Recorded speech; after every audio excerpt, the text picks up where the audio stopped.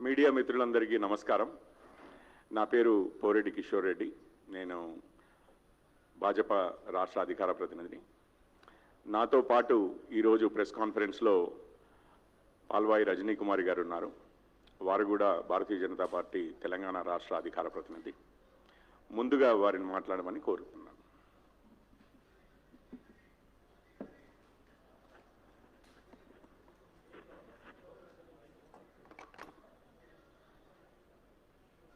పత్రికా మిత్రులకి నా నమస్కారం. ఈరోజు రాష్ట్రంలో జరుగుతున్నటువంటి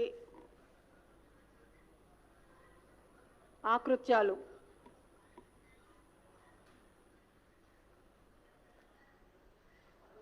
ప్రత్యేకించి మహిళల మీద, మైనర్ల మీద, మైనర్ బాలికల మీద పెద్ద ఎత్తున ఈరోజు రాష్ట్రంలో ప్రతిరోజు 2-3 అయినా సరే అత్యాచారాల దృశ్యాలు మనకు కనబడుతున్నాయి. ఇదంతా గమనించినటువంటి మరీ ముఖ్యంగా ఈ మధ్య రాష్ట్ర ప్రభుత్వంలో భాగస్వాములైనటువంటి ఎమ్మెల్యేలు, చైర్మన్లు, వాళ్ళ పార్టీ సంబంధికులు, వాళ్ళ పిల్లలు ఒక మైనర్ బాలికని హైదరాబాద్ నడుబొడ్డున జరిగినటువంటి అత్యాచారం జరిగినటువంటి సందర్భంలో గవర్నర్ గారు తీవ్రంగా కలత చెంది ఇమ్మీడియట్గా నాకు నివేదికను పంపించండి అని చెప్పేసి రాష్ట్ర డీజీ గారిని కోరడం జరిగింది. దానికి స్పందించకుండా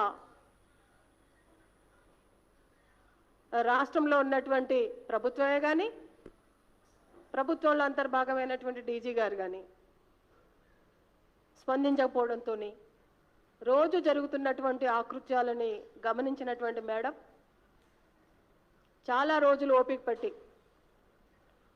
నిన్న మహిళా దర్బార్ ఏర్పాటు చేయడం జరిగింది.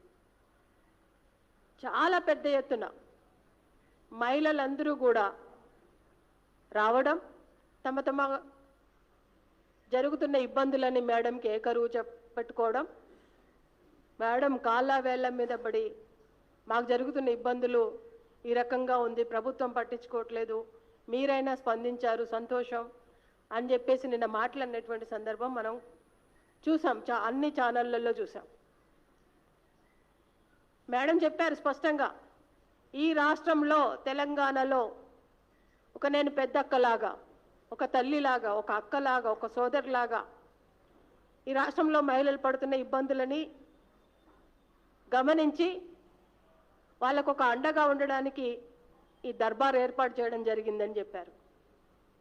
చెప్పిన సందర్భంలో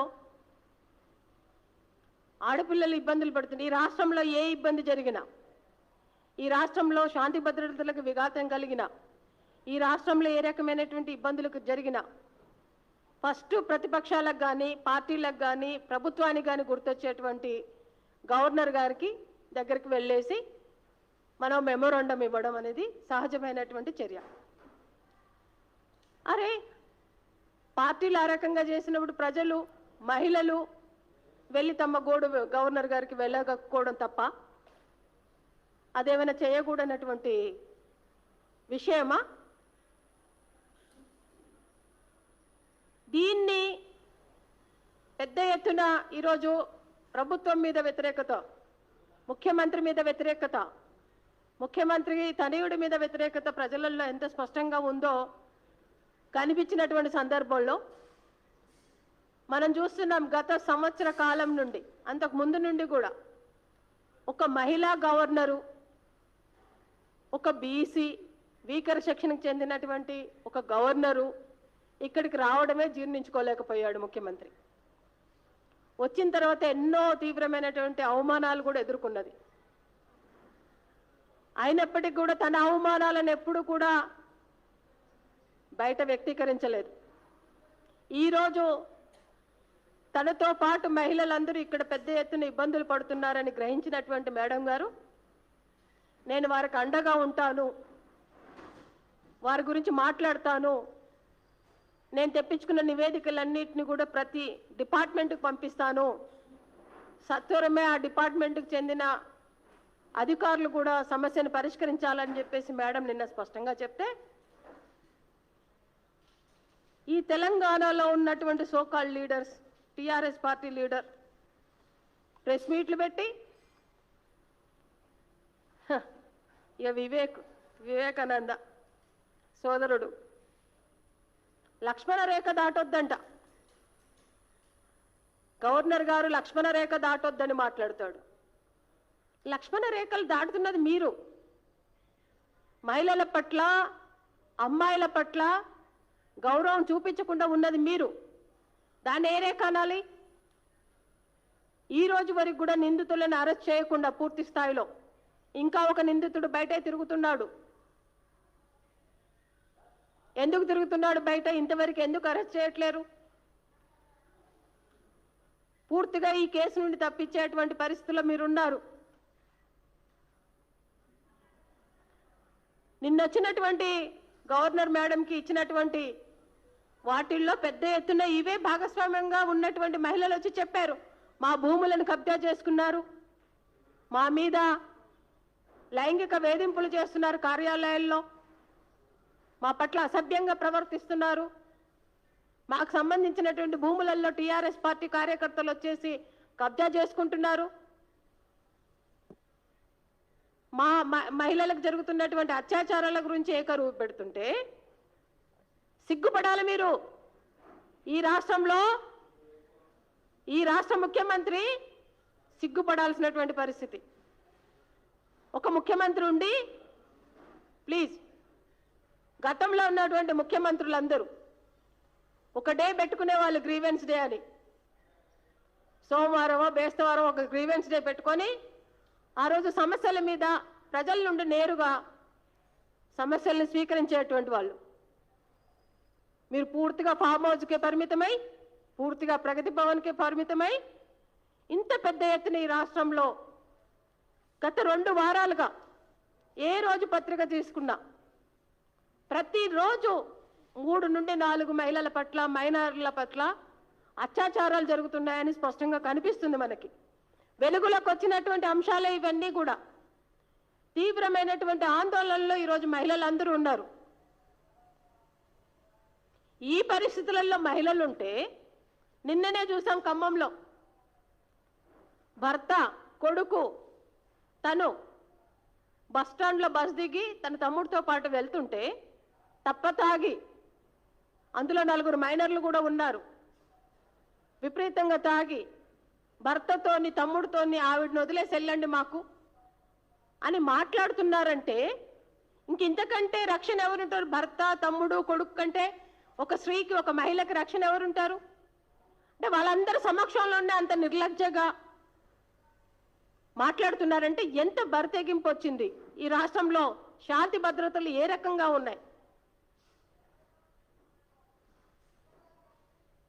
మేమందరము నిన్న ముఖ్యమంత్రి గారు క్యాబినెట్ మీటింగ్ పెడతారంట అని టీవీలో స్క్రోలింగ్, బ్రేకింగ్ చూస్తే, అమ్మ ఇప్పటికైనా కొంచెం చీమ కుట్టినట్లు అనిపించి క్యాబినెట్ మీటింగ్ పెట్టి రాష్ట్రంలో జరుగుతున్న సమస్యల మీద, ముఖ్యంగా మహిళల మీద, మైనర్ల మీద జరుగుతున్న సమస్యల మీద ఈ రాష్ట్ర ముఖ్యమంత్రి చర్చిస్తారని అనుకున్నాం.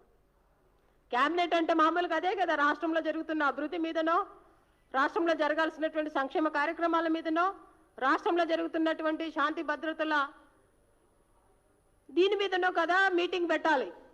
రాష్ట్రానికి సంబంధించినటువంటి అంశాలు, ప్రజలకు ఉపయోగపడేటువంటి అంశాల మీద క్యాబినెట్ మీటింగ్ పెడతారు ఎవరైనా. మరీ విడ్డూరంగా ఉంది. వాళ్ళ పార్టీని విస్తరించుకోవడానికి క్యాబినెట్ మీటింగ్ ఏర్పాటు చేసుకోవడం ఏంటో. మీరు విస్తరించుకోండి, భారత దేశం కాదు అంతర్జాతీయ పార్టీని కూడా పెట్టుకోండి, ఎవరే వద్దనట్లేరు. మీ ఇష్టం, మీ లెక్క.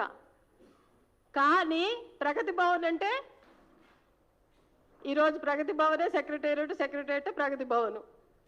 అటువంటి చేట పార్టీ కార్యక్రమాల గురించి మాట్లాడుకోవడం, మీకు పార్టీ ఆఫీస్ ఉంది కదా, మీ నాయకులందరూ అక్కడ కూర్చొని చర్చించుకోవచ్చు కదా.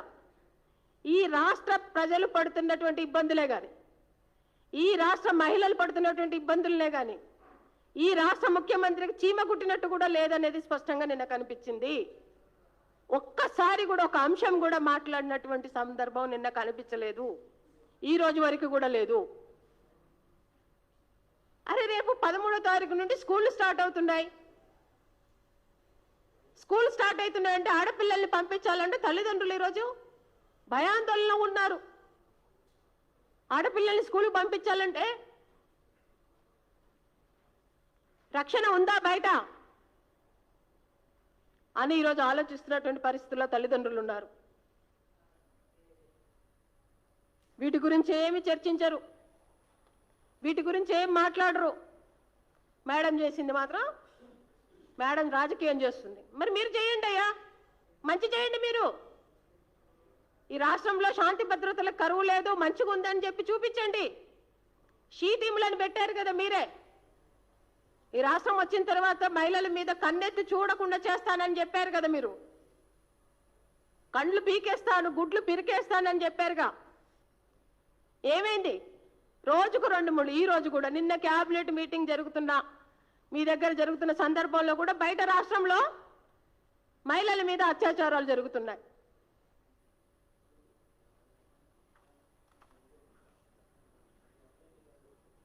ఈరోజు కవిత గారు ఏదన్నా సందర్భం వచ్చినప్పుడల్లా గొంతెత్తి మాట్లాడతారు.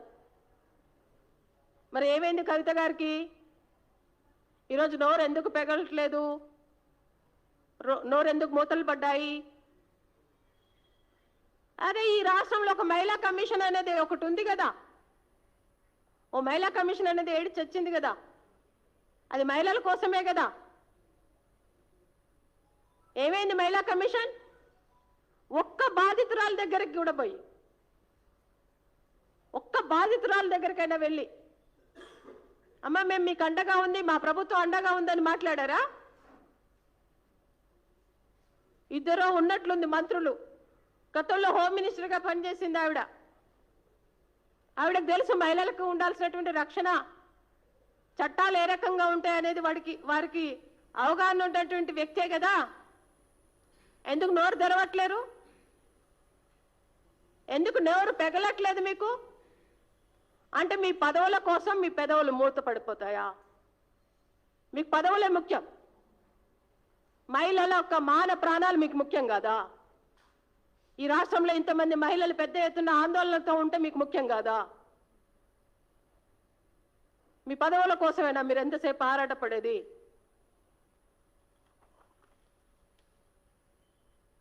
గొంతెత్తి మాట్లాడతాడు, అంటే ట్విట్టర్లో ట్వీట్ చేస్తుంటాడు. ఏమనాలో ఆయనకి? సమస్యల మీద వచ్చేటప్పుడు మాట్లాడడానికి పక్కకి వెళ్ళిపోతారు.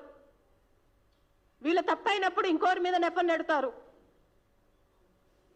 మాట్లాడడానికి ఒళ్ళు దగ్గర పెట్టుకొని మాట్లాడండి. మహిళల పట్ల ఏ స్థాయిలో ఉన్నా, కింది స్థాయి నుండి పై స్థాయిలో ఏ స్థాయిలో ఉన్నా మహిళల పట్ల మీరు చిన్న చూపు చూడడమే కానీ, మహిళల్ని కించపరిచే విధంగా మాట్లాడడమే కానీ ఖబర్దార్.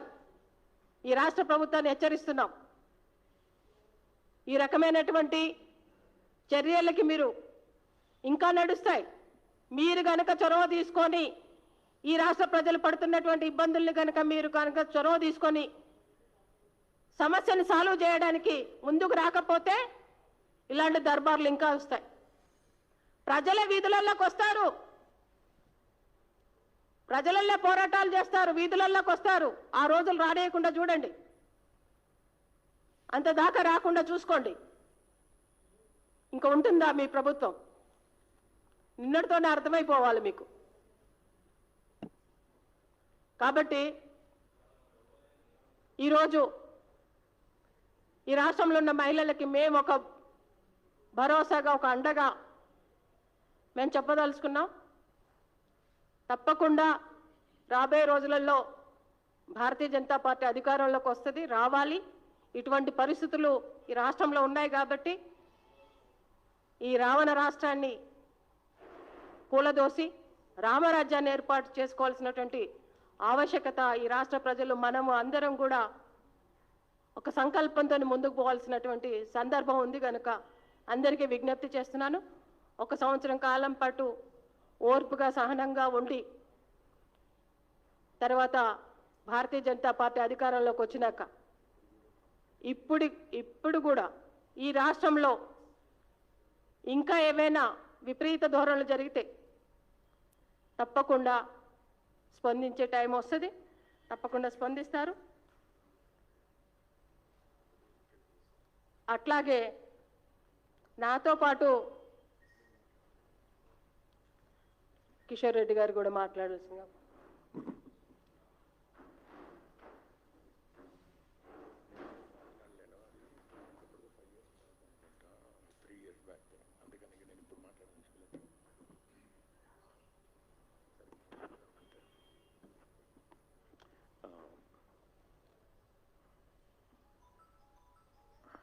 ఒక నిమిషం అండి, యాక్చువల్లీ ఈరోజు కాదు, ఇంతటితో ఈ ప్రెస్ మీట్ ముగిసింది. మీరు చూస్తున్నారు ఐ డ్రీమ్ న్యూస్ ని. Please subscribe. I dreams For more videos, subscribe I dream. Please subscribe for more videos. I dream. I dream. For more videos, Subscribe, I dream. Please subscribe. Subscribe I dream channel. Do subscribe. I dream. I dream ఛానల్ని subscribe చేయండి. Do watch I dream.